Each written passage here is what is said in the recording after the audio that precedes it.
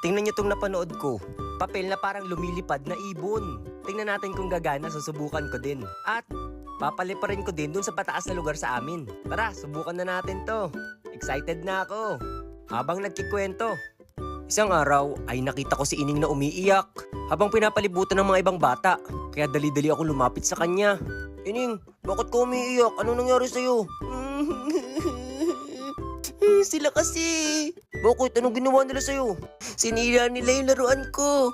Uy, kayo! Bakit nyo sinira yung laruan ni Ining? Bakit? Lalaban ka ba sa amin? Tatlo kayo eh. Ang daya nyo. Kala ko lalabang ka sa amin eh. Naku Ining, madami sila eh. Mabubugbog tayo sa kanila. Hoy, anong pangalan mo? Enzo. May pera ka ba dyan? Pero wala akong pera. Pero kung gusto nyo, kukuha ko sa bahay. Ayan, magaling. Kumuha ka sa bahay nyo. Nagugutom na yung mga kasama ko eh. Huwag ka nang kumuha sa banyo. Hayaan mo na lang sila. Akong bahala, Ining. Bibigyan natin sila nung nararapat sa kanila. Dalian mo, pumunta ka na sa inyo. Maraming pera ha?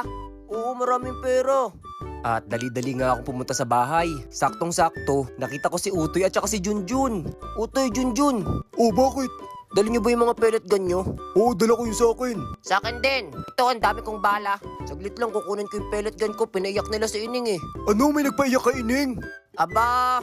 At nung nakuha ko na yung pellet gun ko ay dali-dali kami bumalik papunta kay Ining. Bakit ka pa kumuha ng pera? Aba, nagsama ka pa ng ano ah. Mga uhugin ah. Ako na yung pera. Ito, barilin nyo na Utoy, Junjun. Arego, may mga pellet gun sila, takbo! Sige, tumakbo kayo. Mga duwag pala sila eh. Huwag na kayong babalik sa tambayan namin ha. Ayan. Subukan na natin kung gagana yung napanood ko. Game, palagran na natin to. Dito. Sa mataas na lugar. Game. Gagana kaya talaga to? Tingnan natin kung gagana in 1, 2, 3. Asa na? Uy, ang galing!